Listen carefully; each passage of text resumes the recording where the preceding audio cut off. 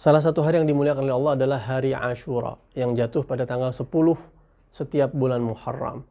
Apa yang kita lakukan di hari tersebut? Al-Imam Al-Habib Abdullah bin Ali Al-Haddad mengatakan bahwa di hari itu walam yasih fih akthar min annahu yusam wa yuwassa' 'ala al-'iyal. Bahwa riwayat yang sahih untuk diamalkan di hari itu tidak lebih dari satu adalah kita puasa. Kalau bisa sama sehari sebelumnya dan sehari sesudahnya. Kemudian yang kedua, kita membelikan sesuatu lebih kepada keluarga kita. Entah itu belanja, entah itu kita membeli sesuatu menyenangkan mereka.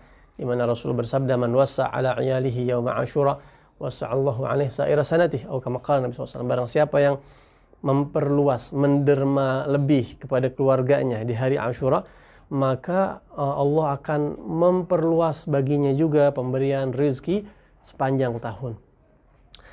Bagaimana dengan hal yang disinggung oleh Imam Haddad sebelumnya, bahwa hari Ashura itu adalah yaum huzun, hari yang terdapat kesedihan karena bertepatan dengan wafatnya Sayyidina Husain. Rasulullah SAW, datuk para habaib, datuknya orang-orang baik, para awliya salihin, dan juga Sayyid Syabab Ahli Jannah, salah satu pangeran pemuda-pemuda di surga nanti sesuai sabdanya Nabi Muhammad SAW, orang yang sangat dicintai oleh Rasulullah SAW.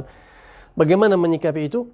Sedih tentu. Siapa yang tidak sedih Sayyidina Husain dibunuh? Pasti ada riwayat yang kelam di hari itu. Namun hanya sedih saja dipersilahkan. Ya, tapi kita ada batasan-batasan dalam agama, di mana Rasulullah SAW bersabda, mengajarkan kepada kita, laisa minna man latamal khudud wa syaqqal juyub wa da'a bid'awal jahiliyah. Bukan kelompok kami, kata Rasulullah, bukan pengikut ajaran kami orang-orang yang selalu menampar muka. Ya, menampar muka. Ini sebenarnya hadis ini untuk wafat siapapun, ayah kita meninggal terus kita nggak terima, kita tepak, kita pukul-pukul. Atau untuk wafat siapapun. Wa syaqqal juyub, atau merobek-robek baju. Juyub itu seperti ini, tempat terbukanya baju. Kalau kita mau pakai ini, yang ada kancingnya kita robek-robek. Karena kita seolah-olah alamatut tasakhut, seolah kita nggak terima dengan peristiwa tertentu.